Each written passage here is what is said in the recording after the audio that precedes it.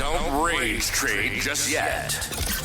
Sit down and strap in for the ultimate Supercoach podcast.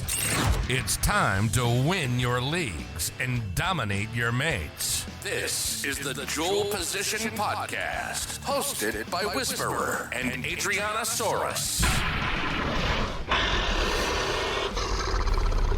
Oh boy, round two is done. Seen better days, as Pete Murray once famously said, mate. It wasn't good. You're listening to the Dual Position Podcast. I'm your host, the SCWhisperer, coach of the Ramsey Rehabs, joined as always by SCAdrianasaurus, coach of the Rapana Bananas. I'll get that eventually, mates. Yeah, you'll get it eventually. Rapana Rama, mates. Look, round two. It was rough. Full disclosure, we're recording this much earlier. Normally we do this live on a Tuesday, but this is being recorded on Sunday night because I am away all week. So some things we say in this preview, will probably be out of date, but we're going to preview round three the best we can. We'll touch on our round two wrap-ups, in due course, but there's been a little bit of happenings amongst the leagues.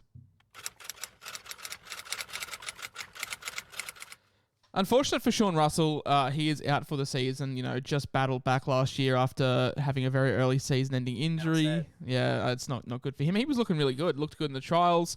I think he was sort of first choice, and then, some injuries rubbed him out. Brandon Smith, after his rib injury in round two, is expected to be out for round three. We'll touch on him when it comes to trading, in due course. Corey Oates, after Scott Drinkwater shoulder collected his jaw, it looks like he's going to be out with 8 weeks with a broken jaw. That would have to be a painful injury. A broken jaw would not tickle. Yeah, I've had a broken jaw. It stung actually a lot, and just even when you're eating now, 10 years later, it clicks when you eat. It never goes away. Cheekbone wasn't comfortable either, but where he's had his break, that's uncomfortable and takes a long time to recover. Yes, and KP, look, no word. At time of recording, there's no word of the severity of a concussion, obviously, but it's his fourth one in 10 months. I'm no doctor, but I would suspect he is going to be out for quite a while. So fingers crossed for KP. Hopefully he, sorts out the issues that he's having and we can get him back on the field.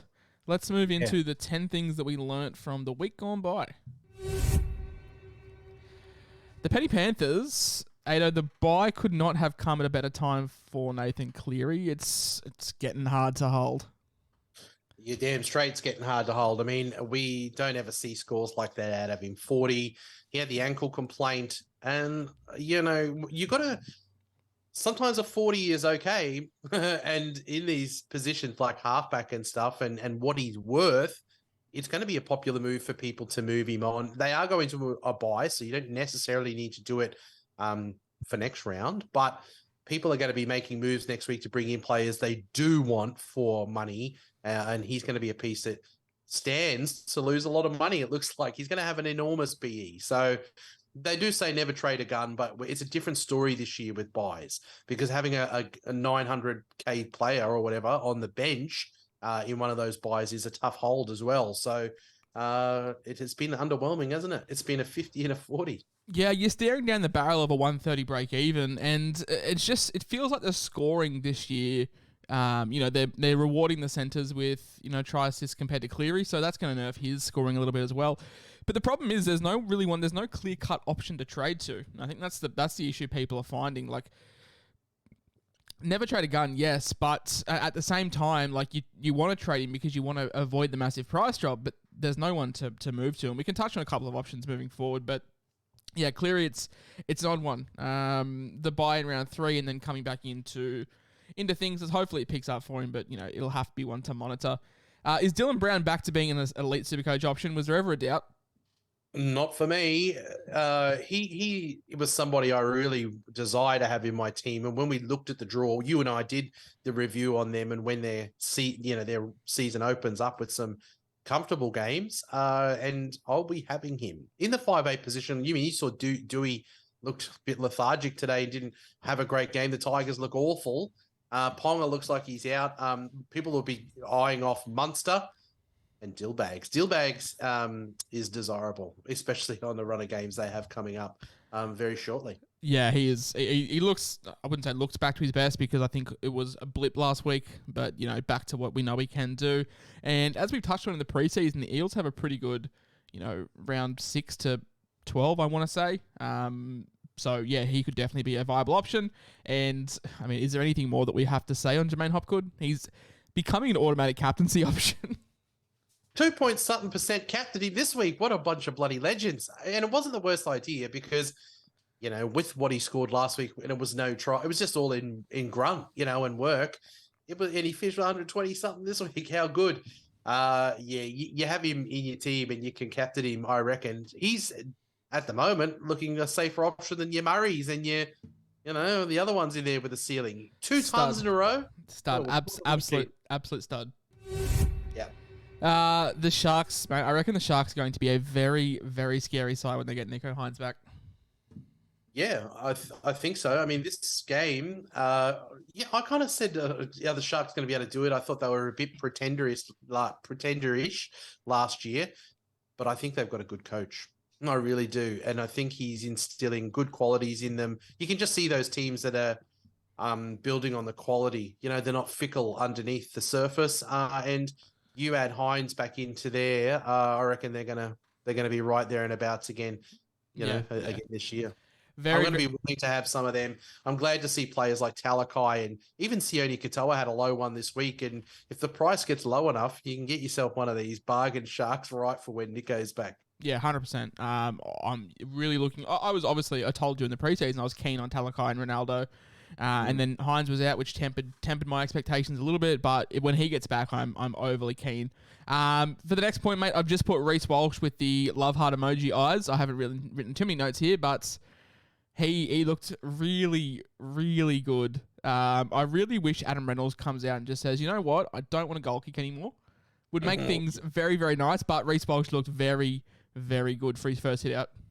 Yeah, he looked sensational. He looked that good in the trial as well. So we've seen two of them. He looked good at the Warriors. So you got to say that the Broncos and their pack, well, maybe the Warriors pack's a little improved this year, but it's a much better team. Oh, if you have Payne Haas and Pat Carrigan laying you a platform, and you've got Adam Reynolds there to steer the ship, you're not gonna go too far astray. Yeah, they've got so much X factor. They've got Cobbos, you got Farnworth, Staggs. Farnworth. Yeah, they've got enough people there that just, if he's around the ball, there's things that are going to happen for him. He looked terrific. We'll go through what our trades are going to be, but I reckon he's now up. One of us is getting Drinkwater was never a good option for you in the fullback, and he's going to have a bit of a sit on the sidelines. And someone did say that.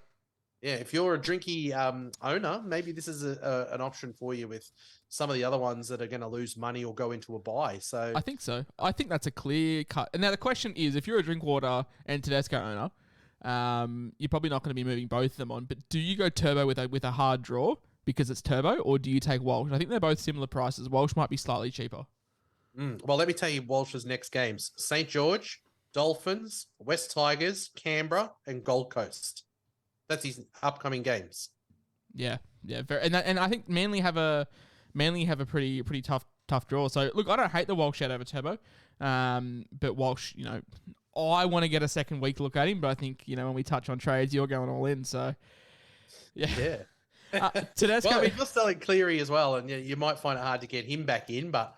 You sometimes you got to just take these risks, and I reckon Walsh is a chance. I'm going to take an educated guess that he might outscore Teddy. He definitely will because he's got no buy. So if you take it out of there, the transaction hopefully works for Mats. As a Tedesco owner, mate, I am very, very lucky to not have my fist put through my second monitor as I was watching the game on Saturday because fuck me, it was frustrating.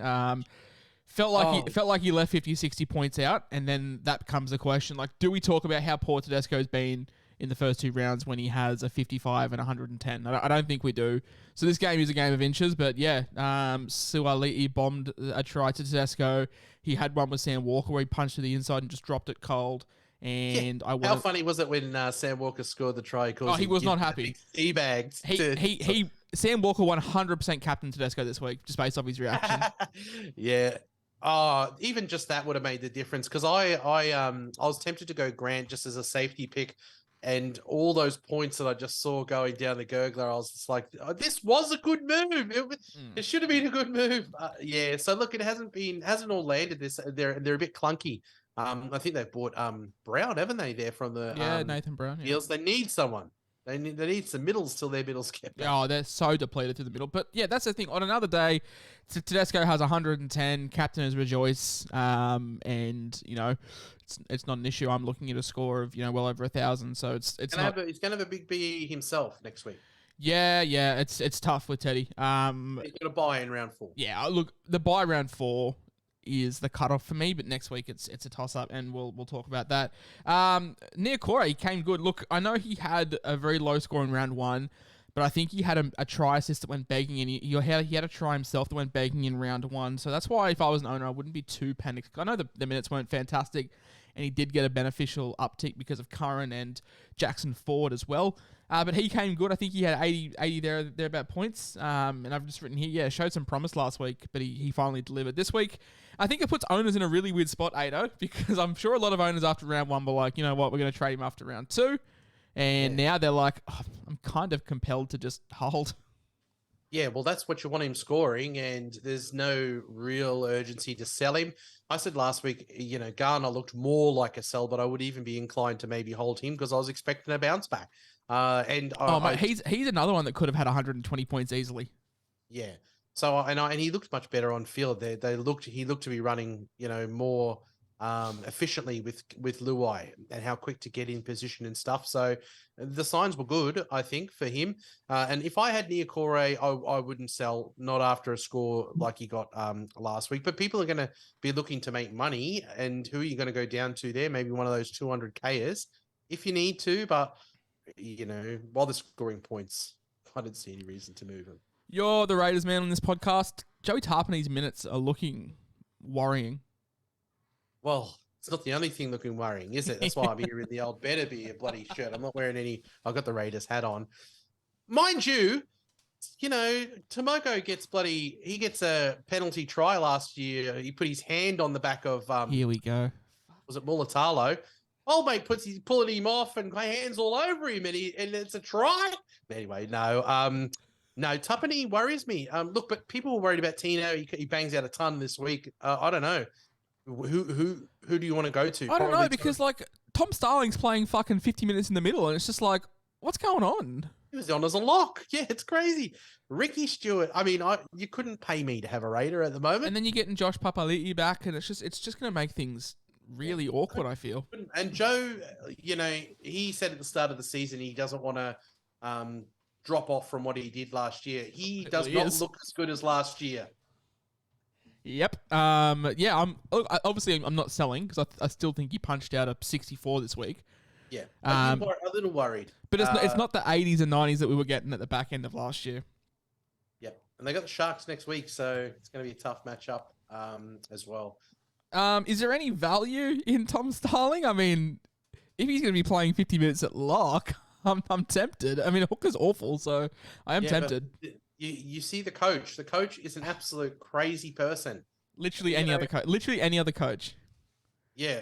I mean, it could be, they could drop Starling, next week. Who knows? I don't think they're going to keep playing him through the middle. Starling was okay coming on and running through the middle. I do not know why Ricky Stewart loves Danny Levi so much.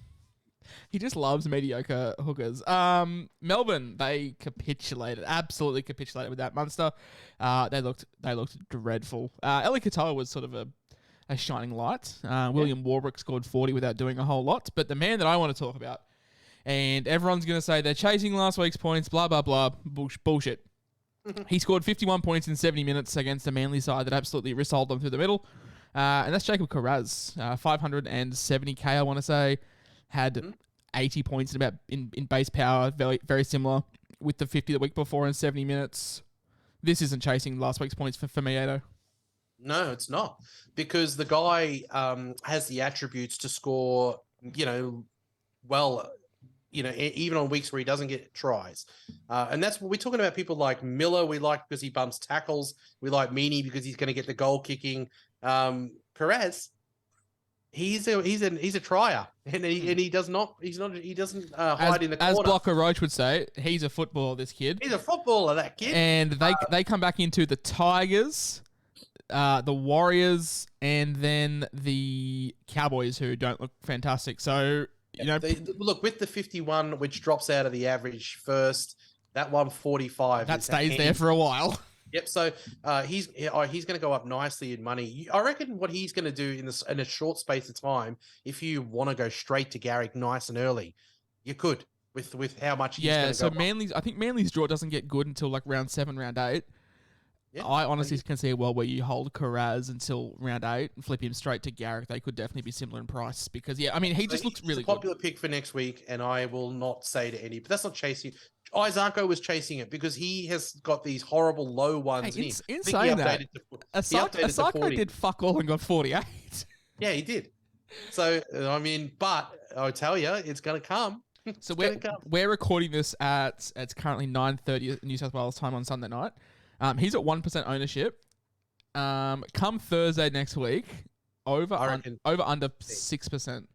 Oh, Carraz. He's nearly 600k, so it's a lot of money to invest. Yeah, all right. Well, but I still think I'm going to say 10%. I reckon he's over 6 easy. Oh, fair enough. Yeah, if I didn't have whoever's the top scorer from the previous round, especially I guess especially early days when everyone's still engaged. If I didn't have more fires to put out, I would 1000% be jumping on him. But yeah, unfortunately, we have a couple of really shitty hooker holes to fill that we'll touch on. The next point is Stefano. He's done. I know he scored a try. I know he got 68 or whatever. As a starting option, he's done. Yeah, that is why I can't get Carraz, because he is my front row 2, and that's not gonna cut it. I think he's fine as a front row 3. Yep, but he can't be starting in your teams. I know he scored a try, but that's just putting wet paper over the cracks. I had him done as I just had the red line through him, and he scored that bullshit try when the video bunker said he promotes the ball, but we'll still award it. Yeah. It doesn't change my thinking. I'm not going to punt him. He can't start. Yeah, I can't start him. I've started him for 2 weeks and I've shit myself the whole game. And even today, I was just like, I'm not even going to crack 900 here. I was a chance lightly to get to 1,000 once he scored. But he's going to go where he belongs, into third. It's madness to have him in your second. And yeah, look, Sunday was a really, really rough watch of footy. In the Titans Dragons game, couple of points. Tyrell Sloan, he's 70, looks great, but 2 tries, a try assist and a line break. It's not fantastic, but for under 300k, you can't complain. Ben Murdoch-Masila played 72 minutes and scored 35, which included the line break, which is not good. And there was one other player that I wanted to mention. Oh, Tanner Boyd. Fuck me. We were sitting here saying 55, 60 average. I don't think he scored 60 points in the first 2 rounds. No, it's not good, is it? Look, you get some wrong. I think he's going to get hooked, to be honest. Yeah, he's a good chance. Because he looks, he's doing worse than he has historically done. Yeah. So when he's had to go. So, I'm glad I dodged him. But I went with the cheese. You've got both of them. So I think both my hookers combined for about 30 points this week. Yeah. Oh, we didn't talk about the cheese in the 10 things we learnt, but we will talk on him. Trust me. Let's move into the host recap. Let's hope I've got the right. Nah, it's the wrong soundbite. Whatever. The host recap, mate. I finished on 9:42. This is pre-updates, so I don't have our rank, but everyone that listens to this podcast follows us on our socials, where we will post our rank. I was ranked 20,000th last week. I don't know where 940 sits. It seems kind of average. I don't think I'll go up or down too much. Whereas you got 956, you're kind of in the same boat. I think you'll hover around the same rank as well. Yeah, I think if I can just hold steady, I'll accept that. With a 4 and a 10 in there. Yeah, 100%. Yeah, you played Jackson forward, didn't you? Khan Pereira in week 1, a couple of these tragedies, and I've still managed to, Oh, yes, he's who I want to talk on. Khan Pereira, he cannot start in your teams. He scored a try and still scored 35 points, something ridiculous. So he's not a play. Thankfully you can't lose money. But yeah, I don't think he can be a play at all. Let's move into your take, not mine, where you guys as the listeners, you need to pull your socks up because this week was shocking. All right, so Jesse B said Asako 80 plus, and Lyle said Asako under 25. I think I said on this podcast exactly last week that Somewhere in the no, middle. I think I said it'll be one of those two. But yeah, it was smack bang in the middle with a 48. Deadly said Ilias with a dominant performance with a ton and becomes a must-have property. I want people that not to go early. I mean, look, I'm saying I'm going to do that on Walsh, but Ilias, we've said he's got a low one in him, and South predominantly, well, almost exclusively attacked left. Let's just see them go right a little bit more, and whether he's going to get the ball enough. Yes, Deadly, that was a big whiff on your part, my friend. And Foster Film said iPad with a try, 110 plus, another big whiff there. Oh man, 35 or something from iPad. And he costs an absolute mozza. I mean, we'll get him at 400k at this rate. So for this week, with your take, not mine. All right. Noah Buxton says Teddy gets up for the derby and hits 120. Wrong. Are you just saying wrong because you're selling him? Yeah. If he does, at least honest. Look, if he gets 120, I need Walsh to get 140. Okay, that's balls. No, look, I don't see 120 on the cards for Teddy, but I wouldn't be surprised if he gets like an 80 odd. I think you'll get around this one more from Justin McCall. Walsh with back-to-back tons. Yeah, well, he looks electric. Yeah, he looks so good, man. And the Broncos look good, and that's the thing. Normally, I wouldn't buy stock into Broncos, but like when you look at it, Haas and Carrigan laying the platform, Ezra Mann looks incredible. That speed, like the 6-1 has to be one of the quickest combinations in the comp. And they're just burning. Well, they burnt the Cowboys, who are, defensively are normally a pretty good side. So they look really good. In the run of games they've got, I reckon there's going to be some joy for him. Oh, there will be some stinkers with Walsh. He has that in his game. You just got to ride that when it comes. And BLY 137, Hopgood, back to back tons. Yep. Well, I'm not prepared to say that's not going to happen. I reckon it's a good shout. I mean, the bloke's a machine. I'm very curious to see how he goes in round 5, which is when Maddo's back. Look, I still think he's a player. I still think he's going to average 60. I don't expect 100 when Maddo's back, but yeah, man, he's so good. I think he has to score. I think there was this talk on Twitter today. I think he has to score 48 this week to have the record price rise. I think Talon May holds it from last year. I think Talon May went 180 or 130, 180 or something like that. Hopgood, very close to breaking. I think he needs a 48 this week to break that record, which, fingers crossed, it's on the cards for the biggest price rise ever. And if he scores 80 again this week, he's going to have the 100 and he's going to have the 180 in his rolling average for a couple of weeks. Yeah. So he could go up to 550, 600 in a bit of a crazy start to a year. We kind of knew what we anticipated what he could be, and he's. Mate, I was thinking 65 is the best case scenario. Yeah, and he's just he might eventually get down to that, but he started like the clappers. 100%. Buy, holds, and sell for this week is very interesting. I'm going to have a lot more sells than I do buys. The first one, though, is Bryce Cartwright. Now, we faded Cardi in the preseason because we thought his job security wasn't fantastic, but I don't see him losing his spot straight away. I mean, Sean Lane's still out for a little bit, but I reckon we do get another 3 or 4 prize rises out of Cardi. Yeah, he started well. He started financially well enough with the scores for it to be a good financial move. I think he's a good player in his 17, to be honest. Yeah, he racks up points pretty well. So I reckon you definitely hold if you've got him, and if you were looking for someone to buy this week, you might want to take a punt on Schuster. But I mean, he's coming back. He's coming. Oh yeah, we have no idea about team lists, so we've got no idea if Schuster's back or not. We don't know. He could be back. But yeah, I'd still take Cardi over Schuster right now. Yeah, there's some 230k options, and I reckon he's at the top echelon of ones you can go. Well, we've got a cheap one on the cards right now. Yeah, Preston, I've got him. Yeah, I started with him too, and I was just I bought him knowing he was on the bench, but I spoke to a couple of Bulldogs fans that I know, and they all had massive raps on him that said he would eventually get the start, and look, he got the start this week. in the back row and had a try, yes, but he still scored 85 or something, so that's still 50 points. Looked really good in that on that right-hand side, 200k, absolute bottom dollar, and I've started with him, so I'm not buying him, but I think I'm going to be playing him next week. Yeah, and I reckon that both of those two guys in there, probably even Preston, because he's completely bottom dollar, but they both seem to have a decent score in them for sure, and they both have job security worries, of course, but how do you lose if you go down to one of those guys at their price point? You're not taking my advice here, but I'm going to list James Tedesco as a hold. Yeah. I think he's a hold for one more week. You're going to lose money, but I've got too many fires to put out personally. I think a lot of people probably have a fair few fires to put out. So for me, Teddy's a hold. I'm assuming he probably is logically.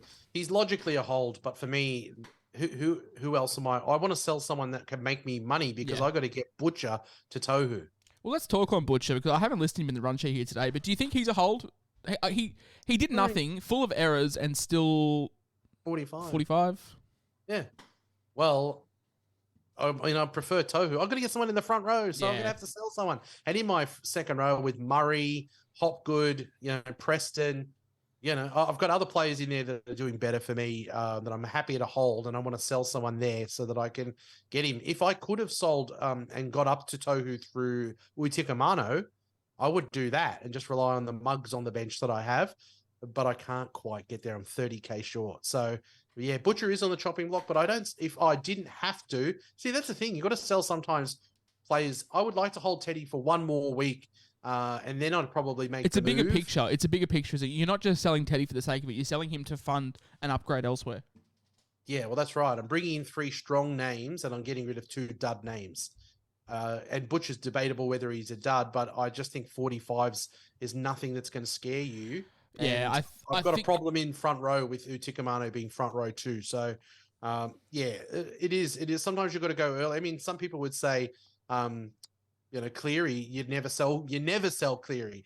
But he is going into a buy next week and he's about to lose a whole bunch of money. So I'm anticipating a week early on Teddy that he's going to lose a bunch of money and he's going into a buy. I'm doing it 1 week early.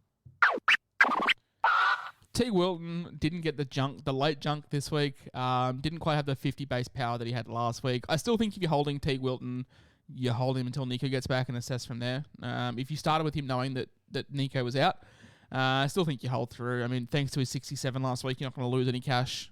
He's just only got upside for me. Yep, I think it would have been a better move to wait for Nico.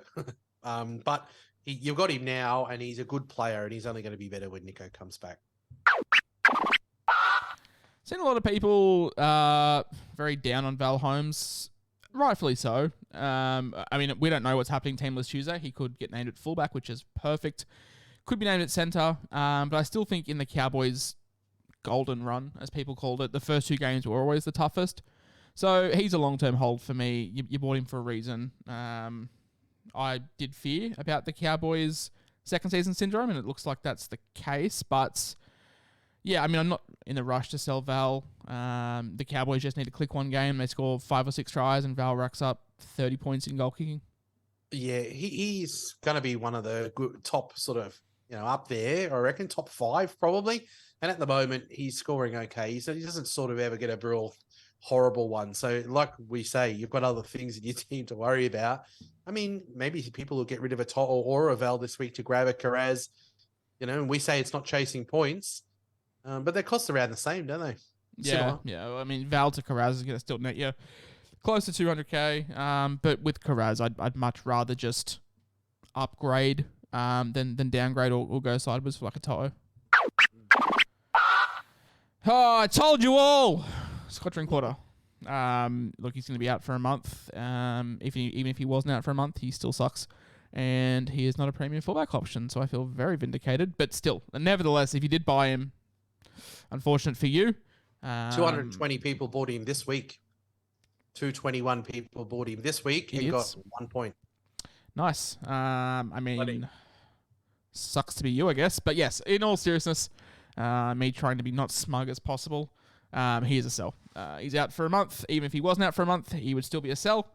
Not a whole lot more to say. You skipped Brandon. Smith. Oh no, we'll get back to Brandon. I just wanted to get on my high horse for a minute until I'm pulled back crashing down to earth. Brandon Smith. Yeah. Hasn't worked out really well for him. Swallow your pride. Swallow your pride. Yeah.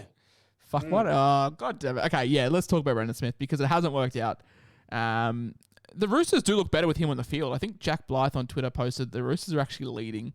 The Roosters are down by 2 tries with him off the field and they're up a try with him on the field. But still, Supercoach scoring, it's just not working. He's going to be injured this week for more reports. And even if he wasn't injured, he's got the bye next week. It's just, there's not really much more to say. Benefited off a really... You get a bit of rough luck sometimes where the bounce of the ball doesn't go your way as far as Supercoach goes. It wasn't a bad move to bring Ponga in this week after what you saw last week and how unlucky. Sometimes it's just unlucky, and Smith getting, cleaned up by Kaufusi has, ruined his money making because that 10's going to hurt. Yeah, he got wrist-sold by Kaufusi and then he got wrist-sold again this week. Also, we have seen 2 of the best hits all season by the same bloke. Kaufusi absolutely wrist-rolling Brandon Smith last week, and then absolutely wrist-rolling fucking Hudson Young.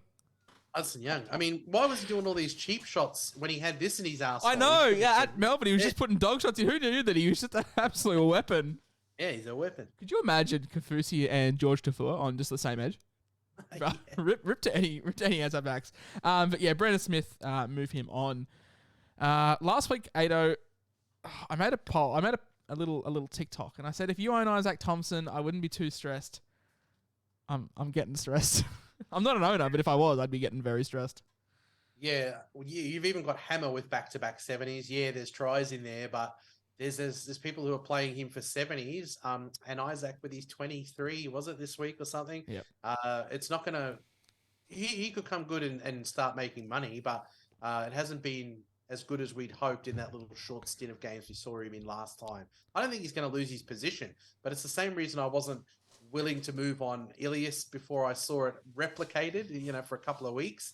And look, people are going to be culling, they're going to be culling the ones that haven't worked out. And I reckon he's got to be in there because the scores just haven't been there. And one of the ones that haven't worked out is my preseason trap call. And it hasn't looked good for the first 2 weeks. And that is Matty B.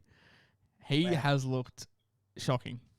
Yeah, absolutely shocking. The Dogs had a massive win, and he still where I got him. He scored 17, didn't he? Nice, and that's with the goal kicking. How good? No, he scored 29. Still, fuck it.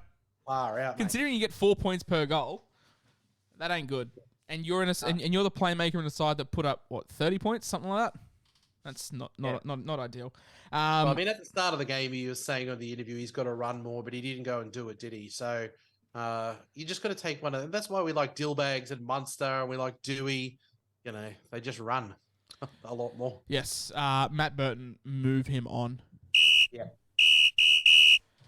Captain's Challenge, the best captain choices for this week, ranked in order.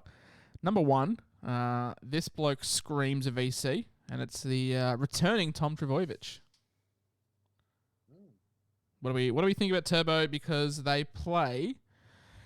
Oh, I'm stalling for time here, but Manly play the first game of the round, if I am not mistaken, and they take on the Parramatta Eels, who just conceded a hat trick to Will Kennedy. Yeah. What are we thinking with Turbo? Are you slapping the VC on him, or are you going to go more conservative with number 2 on the list, Jermaine Hopgood? It's hard. I just kind of, I haven't nailed it. I've seen people on Twitter and stuff. Hopgood is not a vice captaincy candidate. You're never going to loop 100. Well, but, people did it this week, and it was the best captain you could have had this week for score, unless you had. I mean, there's a couple of stinker AEs, so I don't know. Yeah, I just think if whenever you own Khan Piera, you just don't loop unless he scores 200, and that's why I'm going Turbo. Yeah, because you don't just need a great score. You need a monster score. Mm-hmm. You need someone who's got these big daddy hundreds in them. So look, I don't mind Turbo. I don't mind the Hopgood straight C, to be honest. But I wouldn't VC. I don't mind just straight C'ing on a Thursday night. That's fine. Yeah, like looking at my team with Cleary off, I feel like, a Turbo has the ceiling. Maybe my new purchase of Reece Walsh, put a VC on him. I don't know. But I feel like if you're going to do it, Turbo is the caliber of person who you go a VC on. But I haven't landed a VC or a C this year very well at all. So either have I. I've got a Turbo, but I've got a Teddy, this weekend, and so I'm 1 for 2. Number 3 on my list is Harry Grant. Yeah. What's not much more to say with Harry Grant, is it? No. Well, he looked awful, and he still scored 76. And dudded, very good, quote unquote, dudded a try assist, which rightfully is not being given. Yeah, a lot happened after that. That's the thing. Like the Nelson Asper-Solomona one, it's not a try. Like look at it unbiasedly. It's not a try assist. He didn't assist anything. I mean, they do like those ones where the dummy half sort of takes a step out. Oh yeah, look, if Grant onto a barnstorming run where they're like 2 meters out, that's more of it because they've just. Laid it on a platter for the if Grant engaged the A defender and then he sort of put Nelson through the hole 100%, but he just sort of shoveled it to him and Nelson beat 4 blokes ran himself. Through a whole bunch of blokes, yeah. So it's always dicey. I mean, look, in the past they might have given it occasionally, sometimes when you got one of those generous scorers in there, but unfortunately for those who are hoping for it, I think they made the right call. I'm also a salty owner of a player that didn't get a try assist this week. Lachlan Miller has been absolutely fucking dudded. Absolutely dudded. The next man on the list, and after I've said he's a hold, could double down with a bit of Val Holmes up against the Warriors up in North Queensland.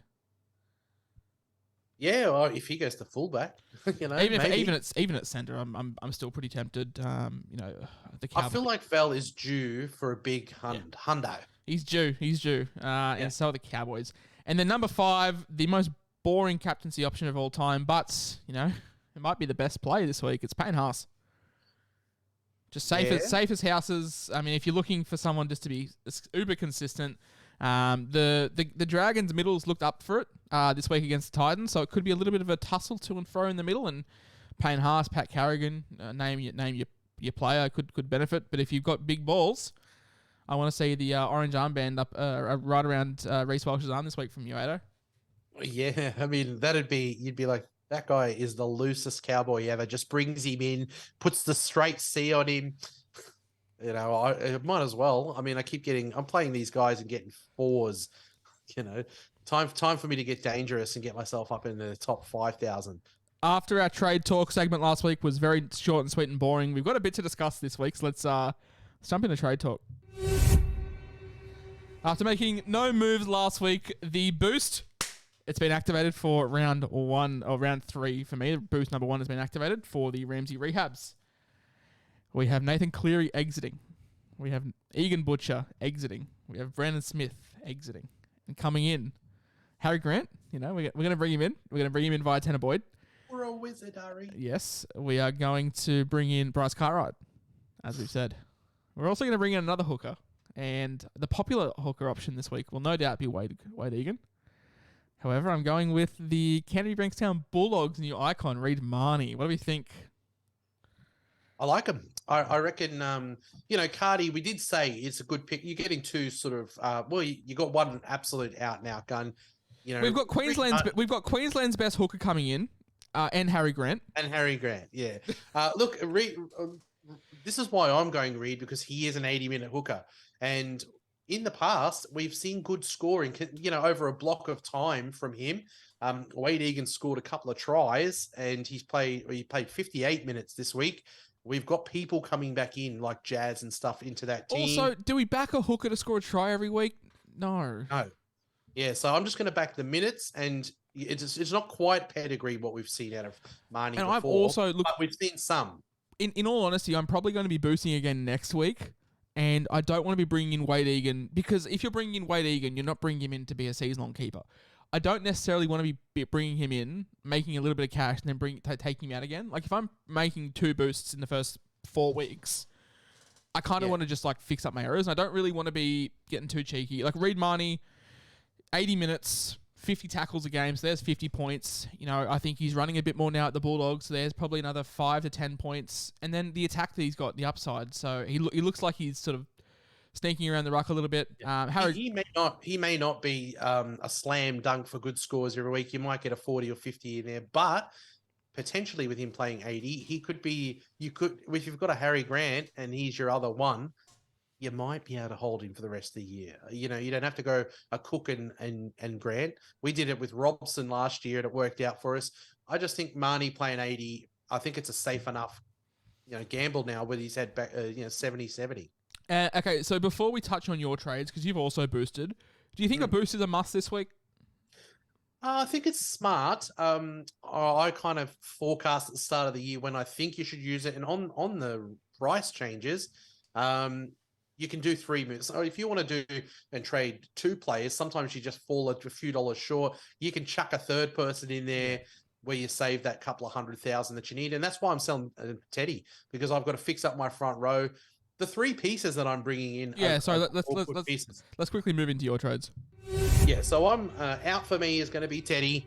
I wanted to do it next week because I was going to say I can't hold that many Roosters. And I mean, I could have held Teddy through that bye as well, but I think he's going to be up against a high BE. I think that'll be an advantage for me in round 4, having 2 playable fullbacks. So Teddy's out and it's going to be Reece Walsh. Yes, we warned people off Ilias after a good score, but I just think Reece Walsh is an electric fullback. And I think it's different. I think the usage rates between Walsh and Teddy are Walsh and Ilias are vastly different. Walsh is going to touch the ball 4 times the amount of times Ilias will, and I think he's just going to have way more attacking chances. Yeah, and I think he's in a good team that's on the build. So, and also looking at that run of games that they've got upcoming, I think he could have some joy. So it's a gamble that I'm willing to take. That's going to allow me to upgrade Butcher to Tohu via my duels, because I've been running with Utikamano at front row too. And is that hasn't hurt me yet. Is that via Murdoch Masilla? Yeah. So I'm going to do it because, I think we like Tohu, don't we? I mean, it could go one of these other ones, but I've loved what I've seen from Tohu. He's just rock solid. And I'm going to bring him in. I'm a huge Tohu fan. And then what are you doing with the stinky cheese?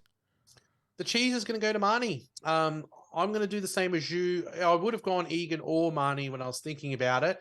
I was looking at Blake Brayley for a bit. Yeah.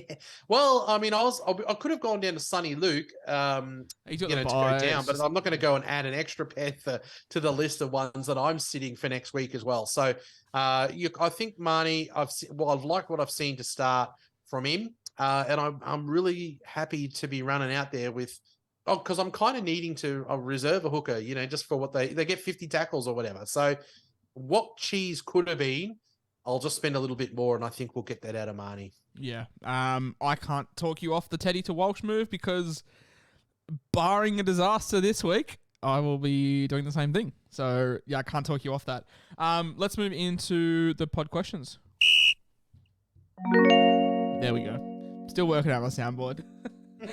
Dano99. Oh, also, this comes from my premium Discord. If you want to get amongst it, email me, the SCWhisperer@gmail.com. Say you want to join the Discord. I'll give you the details. Don't DM me. I'm not going to see it. Email the SCWhisperer@gmail.com. Dano99 says, do we like Jesse Arthurs as an option? Cheap and in the dominant Broncos edge. Also a good draw coming up. Jesse Arthurs is 392k. This question could age like milk in the hot sun because we have not seen teams. Okay. Not even Jesse Arthurs. Ex-Broncos winger on the left edge with that golden draw coming up. He's not played yet, though, has he, this year? No, negative. Yeah, so I mean, are you gonna go Hammer, who's gone back-to-back 70s? I know that we've seen Hammer have a horrible floor on him, but surely there's some bet. You go now where the money's there, because the Hammer, he looks like he could go up and get a nice little Hammer has the Knights, the Broncos, which is a game I'm sure Wayne Bennett's going to be up for. The Dragons. And then the Cowboys, which again, they're also going to be up for. So they've got a pretty good month. And the Hammer just looks to be like he's popping up left, right, and center. So I think if you're going to be spending the money on Arthurs, I'd probably just rather punt on Hammer. Hammer's also going to have the really low break even as well, so he's going to make you a bit of cash over the next month. Yeah, and then even if it doesn't work out for you, you can go, at least I made some cash. Exactly. Peter Hiku. That's it's giving me big Peter Hiku vibes. Yeah. Jeff S says, is Teddy a hold? Easily 100 plus if he holds that Walker pass and Swallow gives him the bloody ball. Yep. And this is what I'm saying. Like, if we sit here, because we were both Teddy captains this week, we sit here really smug, being like, ha ha ha ha ha, Teddy scored 110, you all wrote him off. Do you then trade him out to Walsh? Be honest with yourself. Well, no. If he turned up this week, there's no way I'd sell him. Yeah. But I'm getting rid of 3 Roosters. So for me, my bad round's going to be round 3 where I hold all my Panthers, and round 4 I'm going to be in better shape than others would be because I'm going to get rid of some of them. I mean, people are going to be getting rid of some of them this week, I imagine, as well. So basically on the surface of things, you would not have traded Teddy this week if you didn't have to. You're not doing it because No, I wouldn't. See, I'm like you went into the season taking a punt on 2 cheap hookers, and that now you need Harry Grant. I went with the friggin' cheap that's front my row, that's my advice. That's my advice to any of you young 18-year-olds out there. Don't go the cheap hookers. That's my 2 cents. So yeah, look, I would, in a perfect world, whole if you've got other players that you can say, you got to move pieces sometimes because they're the ones you need to move to make the money work. You're moving Cleary because he's going to be up against a huge BE. He's got a buy. That makes sense. I'm going on Teddy because he's going to have probably a huge BE and a buy the round after. So it'll be a much stronger feeling to do next week for people. But if he'd have scored well this week, I wouldn't have moved him. And if you don't need to, don't move him. And that's the thing. It's a game of inches, isn't it? Because Teddy, that ball was clean, and Teddy drops it cold, and Suwali just decided not to pass it to him. And there's another 35 points. And Teddy also, he nearly broke the line 3 or 4 times with those kick returns. So it's a game of literally inches. And you just hit the nail on the head. If Teddy turns up, you don't sell him. So I think if you don't have to sell him, I wouldn't be rushing to do it. Because in a perfect world, you do get another look at Reece Walsh. It is ballsy to jump on after 1 week, but in the perfect world, you do give another week. So yeah, I wouldn't be rushing to sell him if you didn't need to. Yeah, it's not sometimes you make these moves and you are trying to foresee the future and you're taking a risk, especially with these guys like Teddy who can hurt you. Moving into our tips for the week, round 1, we went 4 from 8. Round 2, we both went 4 from 8 despite having different selections. We're doing this sight unseen, so our tips may change come TLT. But straight away, the Seagulls versus the Eels. This is going to be a pretty good one to kick off Thursday night. Yeah, I'm going to tip the Manly Seagulls. I reckon this is going to be a real good match. I think at home at 4 Pines, I think they play all right there, don't they? They do. And off the bye, bit freshen up. Eels are, extra point, golden point loss in round 1. Then got battered against the Sharks. I could see. I'm going to take the Seagulls too. Tommy Turbo. Resurgence. The Knights up against the Dolphins. Somehow, okay, the bookmakers had this game nearly dead even. The Knights are $2 and the Dolphins are $1.80. Yeah. Jesus, I'm taking the favorites. I'm taking the Dolphins. I'm taking the Dolphins too. To be 3-0. Fuck, who would have saw that? Oh, mate. What it's like. Things the dreams are made of. No one will ever question. Are they your second? Are they your second favorite team? No, because they just beat us. Also, Tom Gilbert, low-key stud. I think he got 71 points this week. Yeah, because he got a free try that he didn't actually bloody get. Hands were all over him. I didn't think you could. When you're jostling, it's got to be shoulder to shoulder. You can't put your hands on him. Why did I bring? What a joke, mate. Why did I bring this up? Knights, Dolphins. Yeah, I'm going to go Dolphins. Up the Fins. Roosters, Rabbitohs, game of the round. Ooh, I'm going to say the Rabbitohs. I'm also going to say the Rabbitohs. I just think the Roosters look fucking cooked. Yeah, they can't catch a break when it comes to the injuries and all. In saying that, when they're fully fit, their forward pack is going to be scary. They're going to have Lodge, they're going to have Rawia Hargraves, Collins, Brown, Radley, Crichton, Butcher, Tupanua. That's a And look, pretty good South Fullback. have been running with Mo Ali in them, haven't they? Because they've had a few injuries. We didn't talk on Shaq Mitchell. I think he's going to be a pretty popular purchase this week, but I was all for it. Then I looked at and then I realized how many players they've got coming back, and I was like, oh, I'm probably just going to skip it. I'm also going to go with the Bunnies. The Titans up against the Storm in the Gold Coast. Oh, Munster's still going to be out? Yes. Everyone knows this already if we're releasing it then. I'm going to say the Melbourne Storm because I reckon they're going to get a hard week off, Coach. I was going to say, you're not saying the Titans. No, yes, the Storm bounce back. Cows and the Warriors in North Queensland. I think the Cows are specials here. All right, as do I. They're my lock of the week. Broncos and the Dragons. I'm taking the Broncos to be 3-0. Yeah, I'm going to tip the Broncos, although they're a bit of a bogey team. I've been to a few games at Suncorp where the Dragons have come up and they've rolled them. And the Dragons looked okay today. They started a bit slow and they got the job done. So I don't think it'll be that easy, but I'm going to say at home with the momentum of how they've started.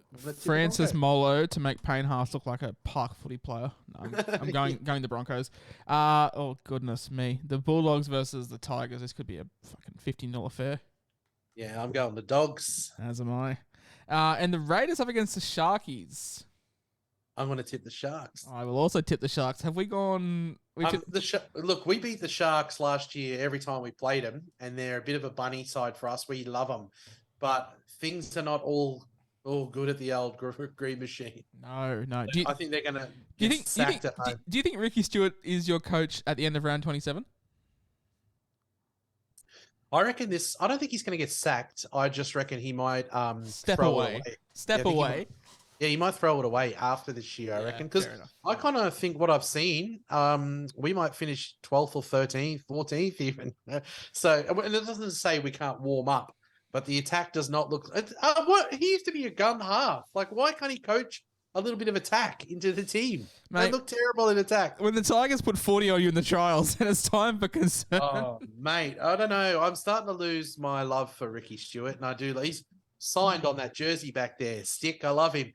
But things are not great and I'm not tipping the Canberra Raiders. I reckon this week, if you come like round 20, 24, 25, if you guys are like 13th, then you just got to chuck Jarrod Croker a jersey and be like, look, play 300. We've got nothing to play for. Play your 300th and then just retire.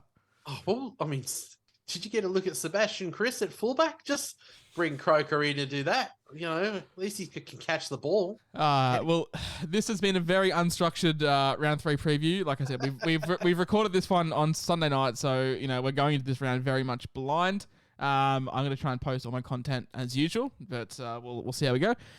Mate, thank you very much once again. Hopefully, by the time this is released, this will be released on Tuesday night.